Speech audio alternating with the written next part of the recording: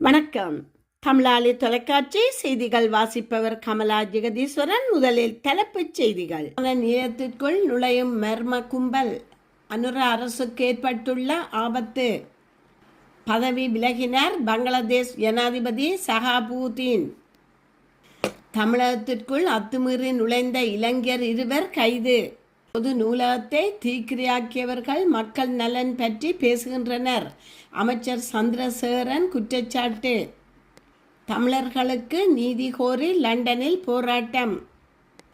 யாழ் நீதிமன்ற அனுமதியுடன் எரிக்கப்பட்ட 600 கிலோ கேரள கஞ்சா.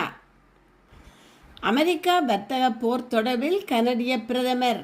பனிப்பாறை விபத்தில் 200 கனடிய இராணுவ வீரர்கள் காயம். பிரான்சில் பெரும் காட்டுத்தீ, படகுகளில் தப்பியோடும் மக்கள். நாடுகளுக்கு அமெரிக்கா புதிய சுங்கவரி, பல நாடுகள் அதிருப்தி. இனி தொடர்கிறது விரிவான செய்திகள். விமான நிலையத்தில் மிகவும் சிறப்பாக செயற்பட்ட சிரேஷ்ட மற்றும் அனுபவமிக்க சுங்க அதிகாரிகள் குழுவை வேறு இடங்களுக்கு இடமாற்றம் செய்ய தயாராகி வருவதாக தெரிவிக்கப்படுகிறது. போதைப் பொருட்கள், வெளிநாட்டு சேரட்டுகள், சட்டவிரோத மதுபானங்கள் மற்றும் கையடக்க தொலைபேசிகள் உள்ளிட்ட பெறுமதியான பொருட்களை நாட்டுக்குள் கடத்த முயற்சித்ததை வெற்றிகரமாக முறியடித்து அரச வருமானத்தை பாதுகாப்பில் அர்ப்பணிப்புடன் செயற்பட்ட அதிகாரிகளே இவ்வாறு மாற்றப்பட உள்ளனர். அண்மையில் பதவியேற்ற சுங்க பணியாளர், சில சுங்க தொழிற்சாலை பிரதிநிதிகள் மற்றும் குறுகிய நோக்கங்களை கொண்ட சில நபர்களின் அழுத்தங்களே இதற்கு காரணமாக கூறப்படுகிறது. அத்துடன் திசை திருப்பல்கள் காரணமாக இந்த இடமாற்றங்களுக்கான பின்னணி தயாரிக்கப்பட்டு வருவதாக சுங்கத்துறை வட்டாரங்கள் தெரிவித்துள்ளது. அண்மை காலமாக பெருமளவிலான கடத்தல்காரர்களை சட்டத்தின் பிடியில் சிக்க வைத்து மிகுந்த அர்ப்பணிப்புடன் இந்த அதிகாரிகள் செயற்பட்டுள்ளனர். குறித்த அதிகாரிகளை வேறு இடங்களுக்கு மாற்றம் செய்துவிட்டு அதற்கு பதிலாக இந்த முன்னர் பல்வேறு வணிக மற்றும் தனிப்பட்ட உறவுகளுடன் செயற்பட்டதாக குற்றம் சாட்டப்பட்ட சில அதிகாரிகளை மீண்டும் இந்த பணிகளில் நியமிக்க முயற்சிகள் மேற்கொள்ளப்படுகின்றது. கடந்த காலங்களில் விமான நிலையத்துக்குள் செயற்பட்ட ஊழல் முறைகள் மற்றும் சட்டவிரோத கடத்தல்களுக்கு மீண்டும் இடமளிப்பதே இந்த நடவடிக்கையின் பின்னணியில் உள்ள முக்கிய நோக்கமாக இருக்குமா என்ற வலுவான சந்தேகமும் எழுந்துள்ளது. அரச வருமானத்தை அதிகரித்தல், தேசிய பாதுகாப்பு உறுதிப்படுத்தல் மற்றும் அரச நிறுவனங்களுக்குள் நிலவும் ஊழலை ஒழித்தல் என்பவற்றுக்கு தற்போதைய அரசாங்கம் விசேட கவனம் செலுத்தி வருகின்றது. இவ்வாறான பின்னணியில் இடம்பெறவுள்ள இவ்வாறான இடமாற்றங்களால் ஒட்டுமொத்த சுங்க அமைப்பின் நேர்மையான அதிகாரிகளின் சேவை ஊக்கம் வீழ்ச்சியடைய கூடும் என துறைசார் நிபுணர்கள் குறிப்பிட்டுள்ளனர். பங்களாதேஷ் ஜனாதிபதி முகமது ஷஹாபுதீன் தனது பதவியிலிருந்து விலகுவதாக அறிவித்துள்ளார். பதவியில் இருந்து அகற்றப்பட்டு பங்களாதேஷின் முன்னாள் பிரதமர் ஷேக் ஹசீனா மீண்டும் நாட்டுக்கு வர ஆயத்தமாகி வருவதாக வெளியாகும் தகவல்களை தொடர்ந்து ஜனாதிபதி இத்தீர்மானத்தை எடுத்துள்ளதாக வெளிநாட்டு ஊடகங்கள் செய்தி வெளியிட்டுள்ளன. 2024ஆம் ஆண்டு பங்களாதேஷில் இடம்பெற்ற மாணவர் போராட்டங்களின் போது நபர்களை படுகொலை செய்த சம்பவம் தொடர்பில் நீதிமன்றத்தினால் ஹசீனாவிற்கு மரண தண்டனை விதிக்கப்பட்டது. அந்த வழக்குகளை எதிர்கொள்வதற்காக தான் மீண்டும் பங்களாதேஷிற்கு வருகை தந்துள்ளதாக ஹசீனா வெளிநாட்டு ஊடகங்களுக்கு தெரிவித்து சில நாட்களுக்கு பின்னரே ஜனாதிபதியின் இந்த பதவி விலகல் தீர்மானம் எடுக்கப்பட்டுள்ளதாக குறிப்பிடப்படுகின்றது. மருத்துவ சிகிச்சைக்காக தாய்லாந்து சென்றுள்ள பாராளுமன்ற சபாநாயகர் கபீஸ் உத்தீன் அகமட் திரும்பி வந்த பின்னர் ஜனாதிபதி தனது பதவி விலகல் கடிதத்தை கையளித்துள்ளதாக வெளிநாட்டு ஊடகங்கள் மேலும் தெரிவித்துள்ளன. தனுஷ்கோடி கடல் வழியாக தமிழகத்துக்குள் சட்டவிரோதமான முறையில் ஊடுருவிய இலங்கையர்கள் 2 ராமேஸ்வரம் மரைன் போலீசார் கைது செய்து தீவிர விசாரணை நடத்தி வருகின்றனர். குறித்த கைது நடவடிக்கையானது இன்று அதிகாலை மேற்கொள்ளப்பட்டுள்ளது. ராமேஸ்வரம் மெரைன் போலீசாருக்கு கிடைத்த இரகசிய தகவலின் அடிப்படையில் குறித்த பகுதிக்கு சென்று பார்த்தபோது இலங்கையைச் சேர்ந்த இருவர் வந்திருந்தது தெரிய வந்துள்ளது. இதையடுத்து இருவரையும் கைது செய்து மெரைன் போலீசார் ராமேஸ்வரம் மெரைன் போலீஸ் நிலையத்துக்கு அழைத்து வந்து விசாரணை நடத்தி வருகின்றனர். கைது செய்யப்பட்டவர்கள் இலங்கை வட்டாலை பகுதியைச் சேர்ந்த யோசிநந்த் 30 வயதை உடையவரும் மற்றும் 31 வயதுடைய கம்பகா பகுதியைச் சேர்ந்த விக்னேஸ்வரன் ஆகியோர் என மெரைன் போலீசார் நடத்திய முதற்கட்ட விசாரணையின் போது தெரிய வந்துள்ளது. மேலும் இவர்கள் இருவரும் நேற்று இரவு மன்னார் பேசாலை கடற்கரையில் இருந்து 3 லட்சம் ரூபாய் பணம் கொடுத்து படகொன்றில் புறப்பட்டு இன்று அதிகாலை சுமார் 4 மணி அளவில் தனுஷ்கோடி கம்பிப்பாடு கடற்கரையில் வந்து இறங்கியதாக தெரிவித்துள்ளனர். இந்த இருவர் குறித்து மத்திய மாநில உளவுத்துறை அதிகாரிகள் இலங்கையில் உள்ள அதிகாரிகளை தொடர்பு கொண்டு விசாரித்த போது அவர்கள் இருவரும் மீது போதைப்பொருள் கடத்தல் வழக்கு மற்றும் கொலை கொள்ளை உள்ளிட்ட வழக்குகள் பல நிலுவையில் உள்ளதுடன் இலங்கையின் போதைப்பொருள் கடத்தல் கும்பலுடன் தொடர்பு இருந்தமையும் தெரிய வந்துள்ளது. இந்த நிலையில் இவர்கள் இருவரும் இலங்கையில் இருந்து கடல் வழியாக தமிழகத்துக்குள் ஊடுருவி தமிழகம் அல்லது கேரளா மாநிலங்களில் சட்டவிரோதமாக மறைந்திருக்கலாம் என்பதற்காகவே வந்திருக்கலாம் என தெரிய வந்த அடிப்படையில் தொடர்ந்து இவர்களிடம் மத்திய மாநில போலீசார் விசாரணைகளை மேற்கொண்டு வருகின்றனர்.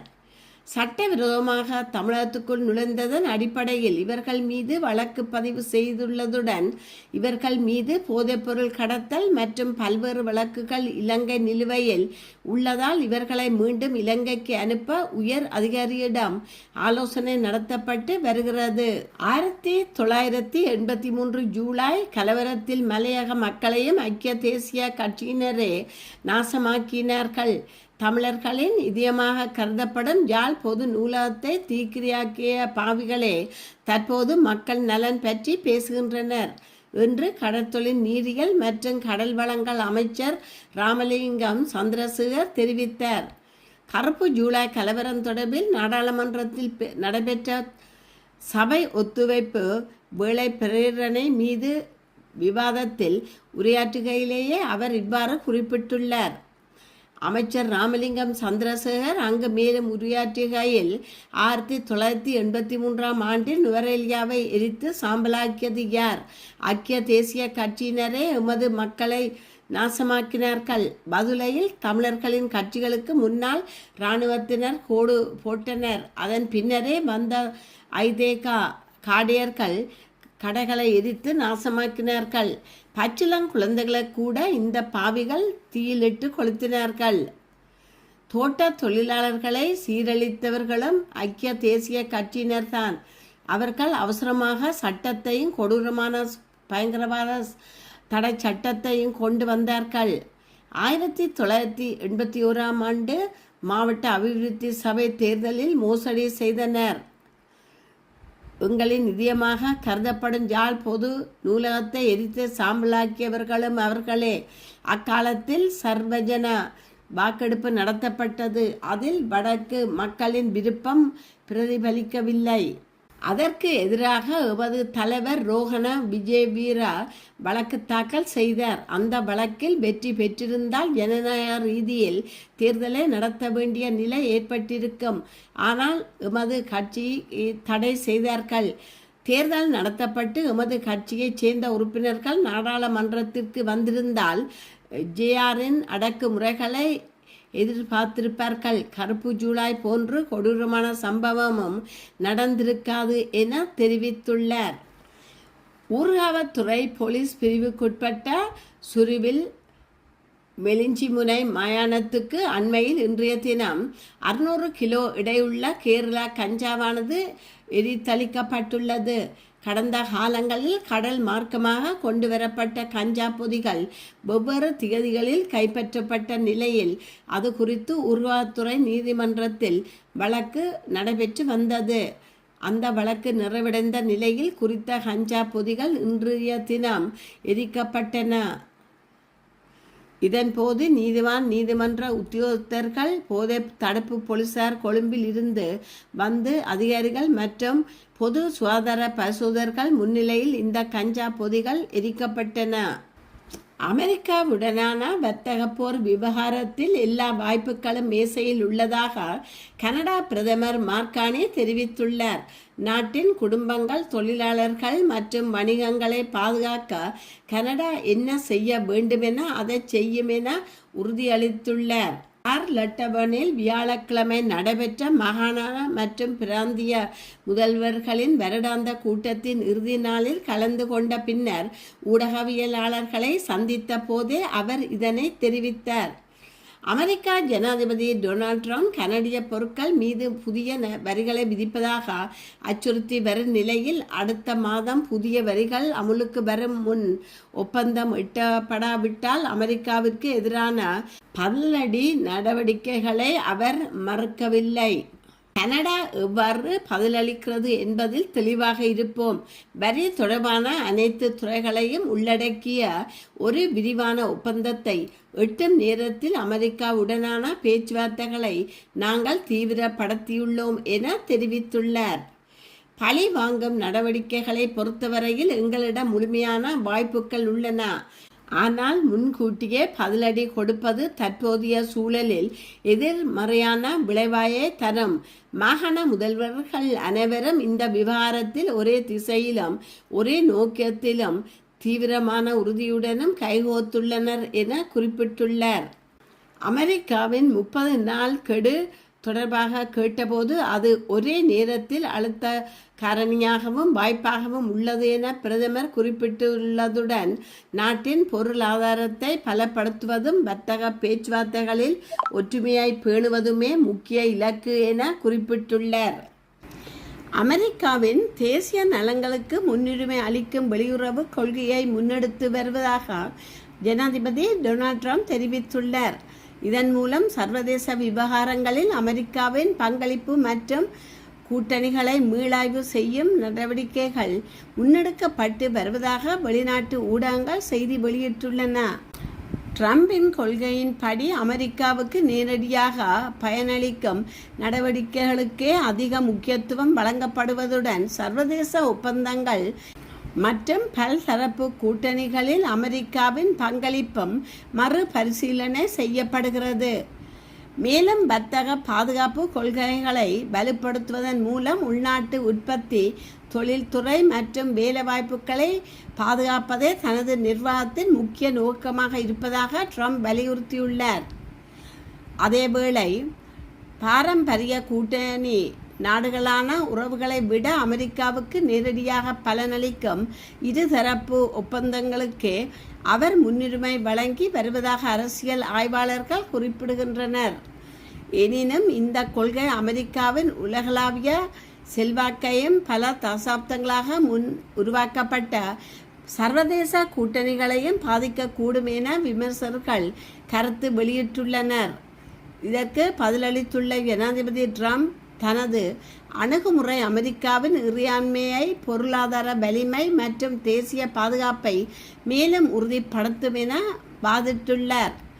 ட்ரம்பின் இந்த வெளியுறவு கொள்கை எதிர்காலத்தில் அமெரிக்காவின் சர்வதேச உறவுகள் மற்றும் உலக அரசியல் சூழலில் குறிப்பிடத்தக்க மாற்றங்களை ஏற்படுத்தக்கூடும் என அரசியல் விமர்சகர்கள் எதிர்பார்க்கின்றனர்.